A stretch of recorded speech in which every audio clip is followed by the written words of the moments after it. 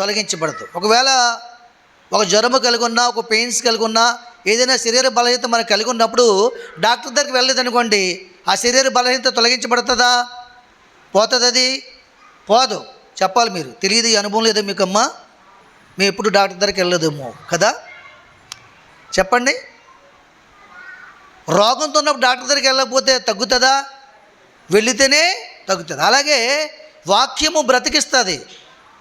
మరి బ్రతకడానికి వీలు కలిగిన సమస్యలను పట్టి పీడిస్తున్నప్పుడు వాక్యం మీదకి వస్తే విడుదల కలుగుతుంది. ఇదే నా బాధల్లో నెమ్మది కలుగజేస్తుంది. భూమి మీద బాధ లేని వారు ఎవరు ఉండరండి. కానీ ఆ బాధకి, ప్రతి బాధకు ఒక ఉపశమనం ఉంటుంది, ప్రతి వ్యాధికి ఒక మందు ఉంటుంది, ఒక ఔషధం ఉంటుంది, ఒక ఇంజక్షన్ ఉంటుంది. ఏమండి, ఇప్పుడు డాక్టర్లు కూడా బోన్స్కి ఒక డాక్టరు, హార్ట్కి ఒక డాక్టరు, కిడ్నీలకు ఒక డాక్టరు, హైస్కి ఒక డాక్టరు, మౌత్కి ఒక డాక్టరు, ముక్కుకు ఒక డాక్టరు. అవునుగా చెప్పండి. ఆయా భాగాలకు ఆయా స్పెషాలిటీ కలిగి ఉన్నారు. అలాగే నువ్వు దేవుని వాక్యం యొద్దకు వస్తే నీకు నెమ్మది దేవుడు తప్పగా కలగజేస్తాడు. ఒకరోజు 18 సంవత్సరాల నుంచి నడుము బలహీనపరచు దయ్యం పట్టి ఒక స్త్రీ బాధపడుతుంది. అవునా? 18 సంవత్సరాలు బాధపడింది. ఆవిడకి ఎక్కడొచ్చింది నెమ్మది చెప్పండి? ఎక్కడొచ్చింది?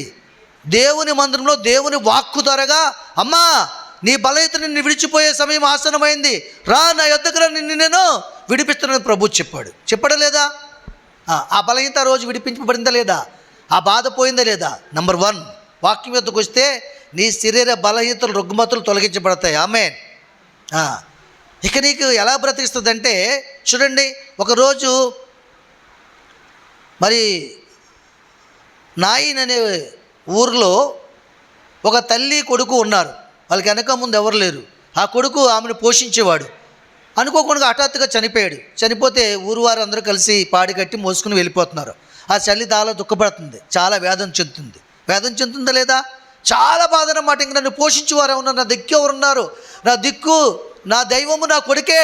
కానీ నా కొడుకే చనిపోతే ఎవరు నన్ను పోషిస్తారని అహర్నిశలాడి మీద మరి ఆశ పెట్టుకుని ఎంతగానో దుఃఖపడుతుందండి. ఆ పాడి మోస్తున్నవారు కూడా ఆమెని ఓదార్చలేకపోతున్నారు. ఊరు ప్రజలందరూ ఓదార్చబడుతున్నారు. ఏమంటే చుట్టుపక్కల ఉన్నవారు ఓదార్చలేకపోతున్నారండి. అయితే యేసుప్రభు వారు ఆ ప్రాంతం కనుక వెళ్తున్నప్పుడు ఈ దృశ్యాన్ని ఆయన చూశాడు. చూసినప్పుడు ఆయన హృదయం ఏమైపోయిందంటే కరిగిపోయింది. ఆయన హృదయం ఏమైపోయింది? కరిగిపోయి కనికరం పుట్టించింది ఆయనకి. ఆమె పడుతున్న దుఃఖం, ఆమె ఏడుస్తున్న ఏడుపు, ఆ వేదన, గుండెలు బాదుకుని రొమ్ము కొట్టుకుని ఏడుస్తున్నటువంటి పరిస్థితి ఆయన హృదయాన్ని కరిగించి ఆ పాడి యొద్దకు నడిపించింది. ఆమేన్. ఎప్పుడైతే ఆ పాడి యొద్దకు వెళ్ళాడో ఆయన అంటున్నాడు, ఆ పాడి మీద చేయి వేసి ఆ చిన్నవాడిని ముట్టి, చిన్నవాడా లెమ్ము. ఆమేన్. లేచాడా లేదా? లేచాడా లేదా? బ్రతికాడా లేదా? ఆయన మాటే కదా. ఆయన ఏమైనా మంత్రాలు చేసాడా? ఓం గ్రీం ధీం అని చేసాడా? మంత్రాలు చేయలేదు కదా. ఏమండి, బూడిదేవన్న కొట్టాడా? లేదే. సర్వశక్తుడైన తండ్రి యొక్క మాట ప్రకారంగా ఆ కార్యమును జరిగించాడు. ఆ రోజు ప్రభు అయిన క్రీస్తు తండ్రి చిత్తాన్ని జరిగించాడు కాబట్టి కార్యం జరిగించాడు. ఈరోజు వాక్కు యొక్క చిత్తమును జరిగిస్తే, వాక్యాన్ని ప్రేమిస్తే, వాక్య ప్రకారంగా జీవిస్తే ఆ పరిశుద్ధాత్మ శక్తి నీలోకి వచ్చి నీవు కూడా అనేకమైన అద్భుతములు, కార్యములు చేయగలవు. చనిపోయిన వారిని బ్రతికించగలవు. అనగా ఒకరి యొద్దకెళ్ళి, మరణాపాయంలో ఉన్న వారి యొద్దకెళ్ళి, మరణంతో పోరాడుతున్న వారి యొద్దకెళ్ళి నీ చేతులు వేసి ప్రార్థన చేస్తే దేవుడు అతను బ్రతికే భాగ్యాన్ని కలుగజేస్తాడు. ఆమేన్.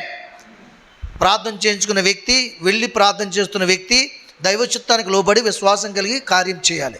ఆమేన్. మరి ఆ కుటుంబంలో సంతోషం వచ్చిందా లేదా? వచ్చిందా లేదా? ఆమెకి ఇంకా సంతోషం మహాపట్టజాలన్నటువంటి ఆనందం అండి. మరొక కన్నీరు వస్తుంది ఆవిడికి.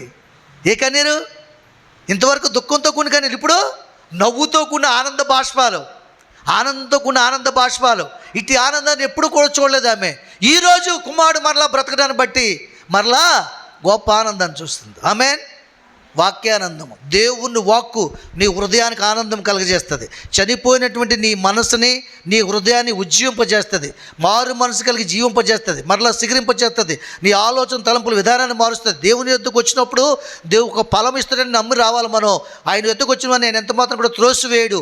ఆయన వాక్యమే మనల్ని బలపరుస్తుంది. మనుషులందరూ బాధపడితే వాక్యం యొద్దకు వస్తే వాక్యం నిన్ను బలపరుస్తుంది, ఆదరిస్తుంది, ఓదారుస్తుంది వాక్యం. ఆమేన్. ఈ దినం ఆమెను ఓదార్చిందా లేదా? ఆమె చుట్టూ ఉన్నవారు ఎవరు ఓదార్చలేకపోయారు. నువ్వు ఓదార్చబడాలంటే నువ్వు ఏ స్థితిలో ఉన్నావో ఆ స్థితి నుంచి తప్పించబడితేనే, ఆ స్థితి నుంచి బయటకు వస్తేనే నువ్వు ఓదార్చబడతావు. అవునాగా చెప్పండి. అది బయటికి తీసుకొచ్చే శక్తి ఎవరికి ఉందంటే భూలోకంలో ఏ మనుషులకి లేదు కానీ దేవునికి మాత్రమే ఉంది. మానవుని యొక్క సమస్యను పరిష్కరించగల శక్తి దేవుని వాక్కులో ఉంది. మానవుని యొక్క సమస్యను పరిష్కరించే శక్తి దేవుని వాక్కులో ఉంది. మానవుని ముట్టు సొత్తుపరిచే శక్తి దేవుని వాక్కులో ఉంది. ఆమేన్. ఇది నమ్మాలి. నువ్వు ఈ వాక్యాన్ని నమ్మాలి. నీ వాక్యమే నన్ను బ్రతికించి నా బాధల్లో నెమ్మదించును. శరీర బలహీనత ఉంటే డాక్టర్ దగ్గరికి ఎలాగెళ్తామో నువ్వు బాధలో ఉన్నప్పుడు దేవుని దగ్గర రావాలి. ఆ బాధనే గురిగా చేసుకుని ఆ బాధనే కళ్ళ ముందు ఉంచుకుని అలా గుండిపోతే అందులో బంధిస్తాడు. ఎవరో బంధించేవాడు ఒకడు ఉంటాడు కదా. ఎవడవాడు? అసత్యానందికుడు. ఏమండి? అపవాది నీ బాధను ఇంకా ఎక్కువ చేస్తాడు. నీ హృదయానందం లేకుండా చేస్తాడు. ఇంకా లేనిపోయిన ఆలోచనలు పుట్టిస్తాడు. నిన్ను ఎవరు బాధిస్తున్నారు ఇంకా రెచ్చగొడతాడు. అర్థం? నేను బాధించేవాడు ఒకడు ఉంటాడు. ఆ సమస్య కావచ్చు, వ్యక్తి కావచ్చు, నీ కుమారుడు కావచ్చు, కుమార్తె కావచ్చు, నీ కుటుంబీకులు కావచ్చు, నీ అన్నదమ్ములు కావచ్చు. వాళ్ళు ఇంకా రెచ్చగొట్టి వాడుకుంటాడు. వాడు ఇంకా కృంగిపోతాడు. అదే దేవుని ఎదుగు వచ్చేవనుకో దేవుని వాక్యాన్ని బలపరుస్తుంది. వాడు సమస్యల్ని, వాడు సృష్టించే సమస్యల్ని, వాడు ఇచ్చే ఆలోచనల్ని ఎదుర్కొనే శక్తి ప్రభావాన్ని కలగజేస్తుంది. ఆమేన్. 12 సంవత్సరాల రక్తస్రావం గల స్త్రీ చనిపోయిన స్థితిలోకి వెళ్ళిపోయింది. అందరూ విడిచిపెట్టి వెళ్ళిపోయారు. ఆయన దగ్గరికి వచ్చినప్పుడు ఆయనలో ఉన్న ప్రభావము ఆయన వస్త్రం చెంగు ముట్టుకున్నప్పుడు ఆమెలోకి వెళ్ళింది. ఆమె బలపరచబడలేదా? బాధ నుంచి ఈ వాక్యాలన్నీ మీరు ఎక్కడ పెడుతున్నారు? ఈ బలమైన వాక్యం మీరు ఎక్కడ జ్ఞాపకం చేసుకుంటున్నారు? నీకు బాధ వస్తే దేవుని దగ్గర రావాలి. నీకు బాగోపోతే దేవుని దగ్గర రావాలి. రాకపోతే నీవు అవిశ్వాసమే. విశ్వాసం కానే కాదు. ఏమన్నా డాక్టర్ దగ్గరికి వెళ్ళాలంటే 500 కావాలండి. పక్కనున్న మంది దగ్గర రావడానికి ఏం కావాలి చెప్పండి? మీకు రావడానికి మనసు కావాలంతే. స్తోత్రం చెప్పండి. రావడానికి మనసు కావాలి. వాక్యమును ప్రేమించే మనసు కావాలంతే. ఇకేమీ మీకు అక్కర్లేదు. నీకు రావడానికి మనసు ఉంటే నడిపించేవాడు ఆయనే. ఆవిడ నడవడానికి కూడా ఆవిడ బలం లేదు. 18 సంవత్సరాలు నడువు వంగిపోయింది. ఒక్క నిమిషం నిలబడలేని స్థితి. లేచి నిలబడి 4 అడుగులు వేస్తే మళ్ళీ కూర్చోవడం, మళ్ళీ 3 అడుగులు వేస్తే కూర్చోవడం, మళ్ళా నడుము పట్టుకుని లేగడం. అలాంటి ఆమెను బలపరిచి నడిపించుడైనా. నీ విశ్వాసం గొప్పదై ఉండాలి. రావడానికి మనసు కలిగి ఉండాలి. ఆమేన్. ఎప్పుడు కూడా మన బిడ్డల విషయాల్లో మన బిడ్డలు బాగా బ్రతకాలి, బాగా జీవించాలి అనేటువంటి ఆలోచన కలిగి ఉంటే మంచిదే. వాళ్ళు బాగా జీవించాలంటే ఎక్కడ రావాలి? వాళ్ళు దేవుని మందిరం దగ్గర రావాలి. దేవుని వాక్యం దగ్గర రావాలి. వాక్యం వాళ్ళని బలపరుస్తుంది, మంచి జీవితాలు ఇస్తుంది. అవును కదండి? అవును కదా? సమూయేలు దేవుని సన్నిధిలో ఉన్నాడు. చెడిపోయాడా? మంచివాడయ్యాడా? మంచి తల్లి అక్కడ విడిచిపెట్టేసింది. ఆవిడకి ప్రేమ లేదా? ఇలా కనలేదు ఆవిడ? ఏమ్మా కన్నదా లేదా? పేగులు ఉన్నాయి లేవో ఆవిడికి? తల్లి ప్రేగు పిల్ల ప్రేగు లేదా ఆవిడికి? ఆవిడకి ప్రేమ లేదా? ఏ దేవుడు తన సమస్యను పరిష్కరించాడో, ఏ దేవుని దగ్గర కన్నీరు కార్చిందో, ఏ దేవుడు తన గొడ్రాలనే మాటను నిందను తీసేశాడో ఆ మాట కట్టుబడింది ఆమె. నువ్వు బాప్తిసం తీసుకున్నప్పుడు నిబంధన చేస్తావు. ఏ మాటకు నువ్వు కట్టుబడుతున్నావు? సన్నిధిలోకి వచ్చినప్పుడు ప్రార్థన చేసుకుని నిబంధన చేసి ఏ మాటకు కట్టుబడుతున్నావు? నువ్వు కట్టుబడిన మాట నీ కట్టులు విడగొడుతుంది, నీ కట్టును తెంచుతుంది, నీ బంధకాలను విడగొడుతుంది. ఆమేన్. ఈరోజు దేవుని సన్నిధిలో సాక్ష్యం చెప్పుకొని కొంతమంది దేవుని మహిమపరుస్తున్నారంటే, వాళ్ళ బలహీనతలు పోయాయంటే, వారి రోగాలు స్వస్థపరచబడ్డాయంటే, వారి ఆర్థిక సమస్యలు వివరించబడ్డాయంటే, వారి బిడ్డలకి మంచి ఉద్యోగాలు వచ్చాయంటే ఎక్కడ సంపాదించుకున్నారు? వాళ్ళు విశ్వాసంతో దేవుని మందిరం క్రమంగా వచ్చి దేవుని చేతిలో ఉన్నవి అర్హత పొందుకుని తీసుకున్నారు. ఆమేన్. కాబట్టి ప్రియమైన దేవుని సంగమా, నీ వాక్యం నన్ను బ్రతికించును. నాకు బాధల్లో నెమ్మది కలిగి చదువుకుంటే కాదు, అందులో ఉన్నటువంటి పవర్ని గ్రహించాలి, శక్తిని గ్రహించాలి. ఎవరి ఎద్దుకెళ్ళినా డబ్బు కావాలి. కానీ ఈయన దగ్గరికి వస్తే ఏమీ అక్కర్లేదు. నీ మనసు ఆయన కావాలి, నీ హృదయంలో కొంచెం స్థానం కావాలి. రావడానికి నీకు మనసు కావాలి. అవునా చెప్పండి? ఒక ఆమె కోసం ప్రార్థన చేస్తే 5 లక్షల సమస్యను తీర్చాడు దేవుడు. నేను చెప్పిన దినం కంటే ముందు రోజు దేవుడు ఇప్పించాడు దేవుడు. ఆమె నోటి మాటతోటే దేవుని గణపరిచింది. అది చాలు అనుకున్నాడు ఆయన. ఆమె ₹1 కూడా కానుక చెల్లించలేకపోయింది. రూపాయల కోసం ఈ మాట చెప్పట్లేదు నేను, మీరు అర్థం చేసుకోవాలి. ఎంత బాధ, భరించలేని బాధ, వాళ్ళు పెట్టిన బాధ ఇంతంత బాధ కాదు. ఆయనకి కావాల్సింది ఏంటి? చెప్పండి, ఆయనకు కావాల్సింది చెప్పండి. ఆమె హృదయంలో ఆయన ఆశ్రయించి కనుక ఆమె బాధ నుంచి తొలగించాలి. ఆమేన్. ఎంత గొప్పవాడండి దేవుడు. ₹1 ఇవ్వదన్న సంగతి తెలుసుండి కూడా ఆయన కార్యం చేశాడే. అవునుగా చెప్పండి. తెలుసు, మనందరి హృదయాలు తెలిసి ఆయనకి ఎంత కృతజ్ఞత కలిగి ఉంటామో. చెప్పుకోవడం ఏడవడమే కాకుండా కృతజ్ఞత భావం కూడా కలిగి ఉండాలి. అది కూడా లేనప్పుడు కూడా కార్యం చేశాడు ఆయన. నేను ఎవరిని విమర్శించడానికి మాట చెప్పట్లా. 10 మంది స్తుతులయ్యారు, ఒకడే వెనక్కి వచ్చాడు. అవునా? కృతజ్ఞత చెల్లించాడు, ఆయన గణపరిచాడు. ఆయనంత ప్రేమమయుడు. కృతజ్ఞత లేని వారు కూడా కృతజ్ఞత బుద్ధి కలిగి, ప్రేమ బుద్ధి కలిగి, కనికరం బుద్ధి కలిగి జీవించినటువంటి గొప్ప దేవుడైన. ఆమేన్. కాబట్టి నీ వాక్యం నన్ను బ్రతికించిన నా బాధల్లో నెమ్మదించినట్టున్నాడు. అయితే ఇంకొక దగ్గర చూడండి, ఇర్మియా గ్రంథము 15వ అధ్యాయం 16వ వచనం. ఇర్మియా గ్రంథము 15వ అధ్యాయం 16వ వచనం చూడండి. నీ మాటలు నాకు దొరకగా నేను వాటిని భుజించితిని. సైన్యములకు అధిపతికి యెహోవా, దేవా, నీ పేరు నాకు పెట్టబడిన గనుక నీ మాటలు నాకు సంతోషమును, నా హృదయమునకు ఆనందమును కలుగజేయుచున్నవి. ఆమేన్. ఇది వాక్యానందం అంటే.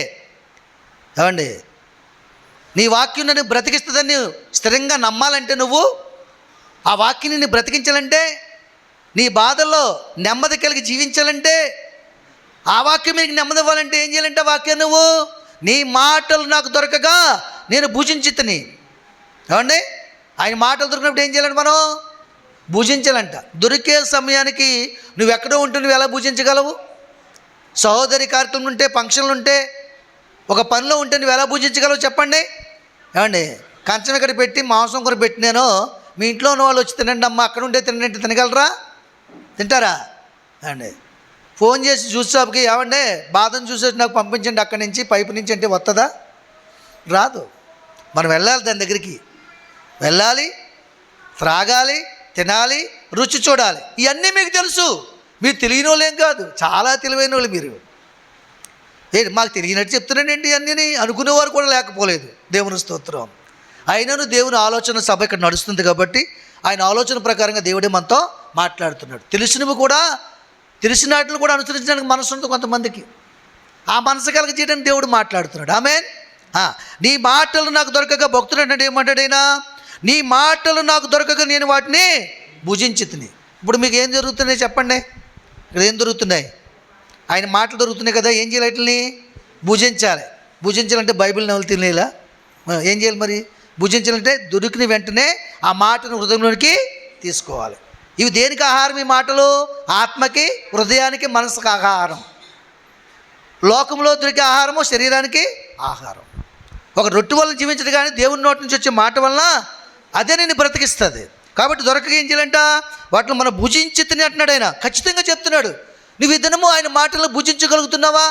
భుజించగలిగితే, భుజిస్తే సాయంత్రమే రాత్రి వెళ్ళి ప్రార్థన చేయి. ప్రభువా, నీ దాసుని చెప్పిన ప్రతి మాటను నేను భుజించాను, అవి నా హృదయంలో ఉన్నాయి నాయన, అవి నాకు శక్తి కలిగిస్తున్నాయి. ఇదిగో పోయిన వారం నేను దేవుని మాటలు భుజించాను, వాటిని నెమరు వేసుకున్నాను, వాటి ప్రకారంగా ప్రవర్తించాను, సత్యానందం కలిగి ఉన్నాను, నేను ఆత్మానందం కలిగి ఉన్నాను, వాక్యానందం ఆ రుచిని నేను చూశానని వచ్చేవారు నువ్వు సాక్ష్యం చెప్పగలవు. ఆమేన్. భుజించిన ఎళ్ళ అంతే కదా. ఏమండి, కొన్ని హోటల్స్లో కొన్ని రకాలైన పదార్థాలు మనం కొన్ని ఊర్లలో కొన్ని ప్రయాణాలు చేసినప్పుడు తింటాం. ఆ ఊర్లో పలానా దగ్గర భోజనం బాగుంది, ఈ ఊర్లో స్వీట్స్ బాగుంటాయి, కాకినాడలో కాజా బాగుంటుంది, బందర్లో లడ్డు బాగుంటుంది. ఏమండి, ఇలా చెప్తాం కదా. కాజాలో బిర్యానీ బాగుంటుంది, అమలాపురంలో పొట్టికలు బాగుంటాయి. చెప్తారా చెప్పరా? ఎంచేత తిని బట్టే, రుచి చూడబట్టే. అలాగే దేవుని వాక్యం రుచి ఎరిగిన వారు, యెహోవా ఉత్తముడని గ్రహించి రుచి చూసినటువంటి వారట దాని గురించి వివరించకుండా ఉండలేరు. ఆమేన్. దాని గురించి చెప్పకుండా ఉండలేరు. ఆ మాటలు దొరికిన భుజించాలి. ఆ మాటకు నువ్వు దూరం అయిపోతే నీ బాధ ఎలా పోతుంది, నీ సమస్య ఎలా పరిశీలించబడుతుంది? ఆ మాటే కదా. డాక్టర్ దగ్గరికి వెళ్ళకుండా దూరంగా ఉండి మాట్లాడితే నీ పనిలో నువ్వు ఉండి ఆయనకు వైద్యం చేయమంటే చేయగలడా? ఆయన దగ్గరికి వెళ్ళాలి, నీ సమస్యను చెప్పాలి, నీ చేతిని ఇవ్వాలి, ఫీజు కట్టాలి, అన్నిటికంటే ముందు దాని గురించి టెస్టులు చేయాలి, ఆయన ఆలోచన చేయాలి, టెస్టులు చూడాలి, మందులు ఇవ్వాలి, అవును వేసుకోవాలి, అప్పుడు తగ్గుతుంది. కానీ ఇక్కడికి వస్తే అలా కాదు. 18 సంవత్సరాలు బలహీనపడిన వ్యక్తి, ఆ స్త్రీ ఏమైంది? ఒక్క మాట చేత గొప్ప అద్భుతం.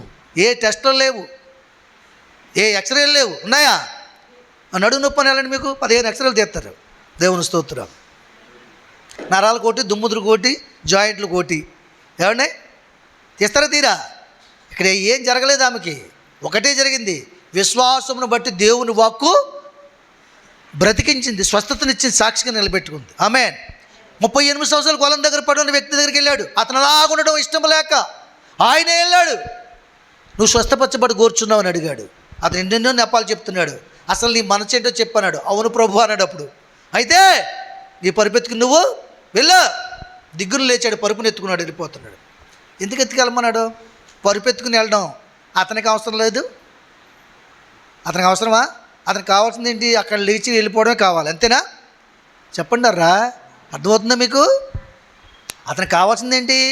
స్వస్థత కావాలి, అక్కడి నుంచి లేచి వెళ్ళిపోవాలి. అనేక మంది స్వస్థపరచబడుతున్నారు. ఆ బెతెస్దా కోనేరులో 5 మంటపాల్లోకి వెళ్ళి స్వస్థపరచబడుతున్నారు. ఇతను తీసుకెళ్ళేవారు ఎవరు లేరని, ఇతను సహాయం చేసేవారు ఎవరు లేరని అలాగా కృంగిపోయినాడు అక్కడ. ఒక రోజేమో ఆ యొక్క స్థితిని బట్టి దేవుడు అక్కడికి వెళ్ళాడు. నీ పరుపు ఎత్తుకుని వెళ్ళమన్నాడు. ఎందుకు ఎత్తుకెళ్ళమన్నాడు? పరుపు తనకు తానుగా లేచిపోయాడనుకో, అది గొప్ప విచిత్రం కాదు. కానీ పరుపుని ఎత్తుకుని వెళ్తే విచిత్రం. ఎలా కనబడుతుంది వాళ్ళకి? పరుపుని ఎత్తుకుని వెళ్తే ఒక్కడో వెళ్ళిపోయాడు అనుకోండి, నలుగురిలోంచి ఇలా తప్పించుకుని వెళ్ళిపోతాడు. అదే పరుపు ఎత్తుకుని అదే పరుపు ఎత్తుకుని వెళ్తే ఏం చేస్తాడు? ఈ పరుపు అందరికి తగులుతుంది. ఇటు ఇలా చూస్తారు. అప్పుడు ఏంటి, ఎన్నో సంవత్సరాల నుంచి పరుపు మీద ఉన్నాడు, పరుపు ఎత్తుకుని వెళ్ళిపోతాడా? ఇది ఎలా జరిగింది? మేము 15 వారాలు అయింది, ఇప్పటికి మాకు అవకాశం దొరకలేదు కోనేట్లు దిగడానికి. ఇంకా మాకు ఎవరు రాలేదు. ఇక్కడే అన్నవండుకుని తింటున్నాం, ఎప్పుడు దూత వస్తుందని చూస్తున్నాం. ఇప్పుడు ఈ కార్యం ఇతనికి ఎలా జరిగింది? సాక్ష్యం. అది పరిపేంటమ్మా, సాక్ష్యం.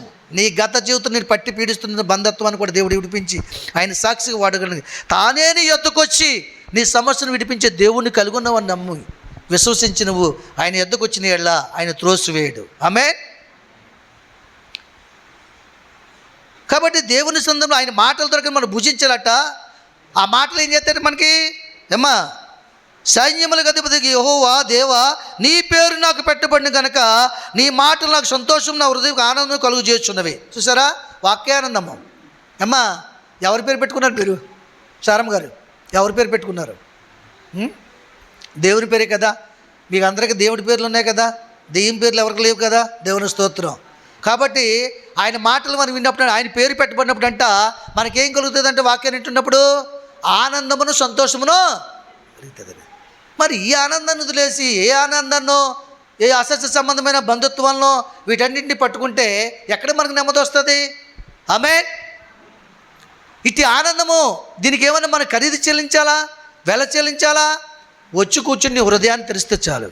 ఆ తుయితేర పట్టణస్త్రాలు జీవితకాలం అంతా ఊదరంగు పొడి అమ్ముకుని జీవించింది. ఆ వచ్చే లాభంలో కానీ, వ్యాపారంలో కానీ, కుటుంబాన్ని బట్టి కానీ, బిడ్డలను బట్టి కానీ ఎప్పుడు సంతోషం లేదండి. ఒకరోజు అలసిపోయింది, వ్యాపారం ఏం జరగలేదు, బుట్ట నిండా ఆ ఊదరంగు పొడి ఉంది. పౌలు గారు సముద్ర పొట్టున మా దేవుని మాటలు ప్రకటిస్తుండగా ఒక మాట వినబడింది, నా యొద్దకు రా, నీకు విశ్రాంతిని కలగజేస్తానని. వెంటనే బుట్ట విడిచిపెట్టింది, వెళ్ళి అక్కడ కూర్చుంది. కూర్చున్న వెంటనే దేవుని వాక్యం ఏం చేసింది? హృదయాన్ని తెలిసింది. ఆమె హృదయాన్ని తెలిసింది. ఇక్కడికి వచ్చినప్పుడు ఈ హృదయం తెరవబడాలి. దేవుని వాక్యం నీ హృదయాన్ని తెరుస్తుంది, నీ సమస్యలను చూస్తుంది. అందులో ఉన్న ప్రతి సమస్యను బయటకు తీసివేసి నిత్యానందము, నిత్యంతోషాన్ని అందులో సమకూరుస్తుంది. ఆమె హృదయం తెరవబడింది. పౌలు మాట లక్ష్యం ఉంచింది, గురి కలిగింది, బ్రతిమాలింది. నేను దేవుని యందు నమ్మకం కలదాన్ని, నమ్మిందని, నేను విశ్వాసం కలదాన్ని ఇచ్చిన ఎడల నా ఇంటికి వచ్చి నా బిడ్డలు కూడా సువార్త ప్రకటించిన నా బిడ్డకి, నా భర్తకి కూడా రక్షణ భాగ్యము అనుగ్రహించిన బాబు అని బ్రతిమాలుకుంది. ఆమేన్. అప్పుడు ఏం కలిగింది? ఆమెకి సంతోషం. ఆమె సంతోషాన్ని కుటుంబానికి పంచాలి, బిడ్డలకు పంచాలి, కుటుంబానికి పంచాలి. కుటుంబం అంతా నిత్యానందము, నిత్య సంతోషాన్ని అనుభవించాలి. ఆమేన్. అట్టి విశ్వాసం కలిగి జీవించినప్పుడే మన కుటుంబం రక్షణలో జీవిస్తుంది, మనకు నెమ్మది వస్తుంది. నీ దారి నీది, నా దారి నాది. పిల్లల్ని టీవీల దగ్గర వదిలేసి, వాళ్ళ ఇష్టానికి వాళ్ళని వదిలేసి, వాళ్ళ జీవితాలు వాళ్ళకి వదిలేసి మనం వచ్చినట్లయితే వాళ్ళ జీవితం చేతులారా మనమే పాడు చేసిన వాళ్ళం అవుతాం. పాడైనప్పుడు భరించలేం, మనం కన్నాం కాబట్టి. మన పుట్టిన బిడ్డలు బాధ కలిగితే మన బాధ కదా. కాబట్టి దేవుని ప్రియమైన సంగమా, ఆయన మాటలు దొరికినప్పుడు మనకి ఏం కలుగుతుంది అంటే, ఆయన పేరు పెట్టబడిన వారికి ఆయన నామములో ప్రతిష్ఠింపబడిన వారికి, వాక్యాన్ని బట్టి ఆనందించే వారికి ఆనందమును సంతోషమును కలుగుతుంది. తుయితరి పట్టణస్థులకు ఆనందం కలిగిందా లేదా? చనిపోయిన కుమారుడు బ్రతికించినప్పుడు ఆనందం కలిగిందా లేదా? ఆమెకి కలిగిందండి. 38 సంవత్సరాలు కొలం దగ్గర పడిన వ్యక్తికి ఆనందంతో ఆ పరుపును ఎత్తుకుని వెళ్ళాడే లేదా? దేవుని సాక్షిగా జీవించడం లేదా? అట్టి ఆనందం మనం కలిగి ఉండాలి. ఆమేన్. ఇంకో మాటను చూపిస్తాను చూడండి మీకు. నిర్గమాకాండము 15:26. ఈ మాటలు మనకేం చెప్తున్నాయంటే, అవి దొరకగా వాటిని భుజించాలి, ఆయన పేరు పెట్టబడిన సంగతిని గ్రహించాలి. ఆ మాటలు మన హృదయానికి ఆనందమును సంతోషమును కలుగు చేస్తాయి. నిర్గమాకాండము 15:16.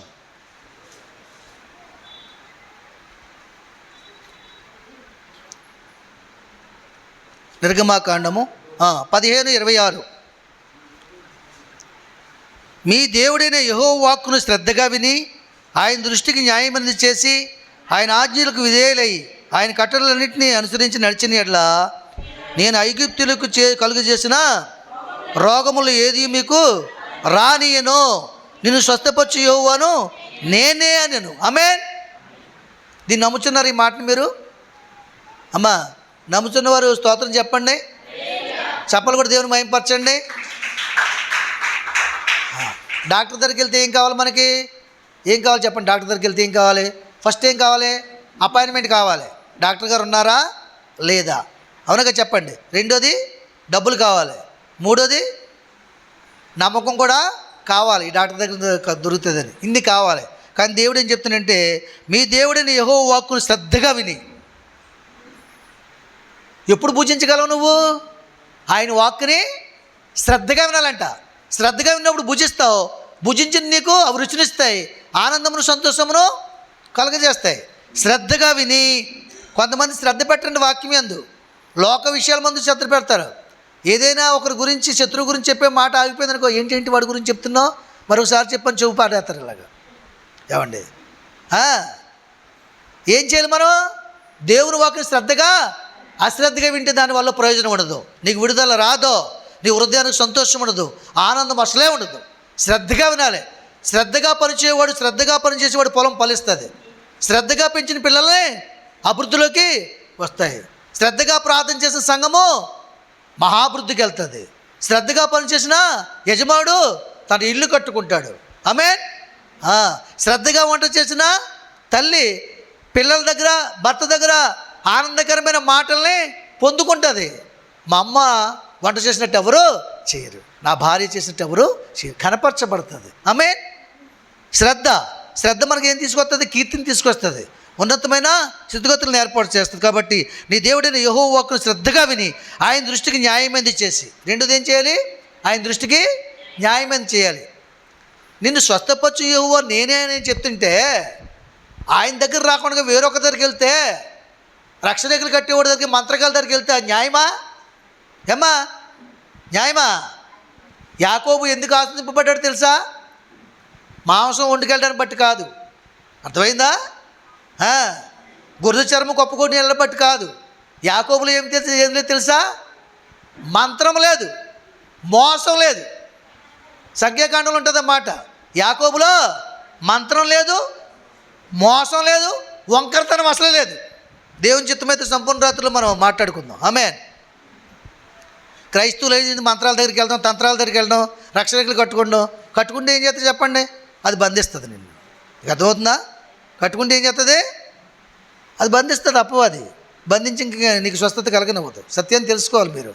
ఏమండి, నీ దేవుడైన యెహోవా దృష్టికి న్యాయమంది చేయాలి నువ్వు. ఆయన దృష్టికి, ఆయన ఆజ్ఞలకు విధేయులై ఆయన కట్టడలనుసరించి నడిచిన యెడల నేను ఐగుప్తులు కలుగజేసిన రోగముల్లో ఏది మీకు రానివ్వను, నిన్ను స్వస్థపరచు యెహోవాను నేనే అనెను.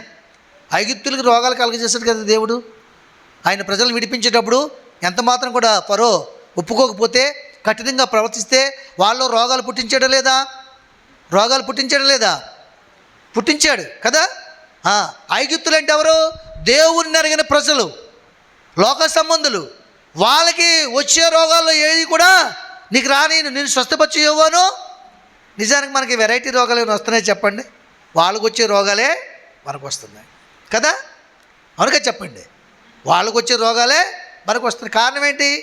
ఆయన దృష్టికి న్యాయం చేయట్లేదు.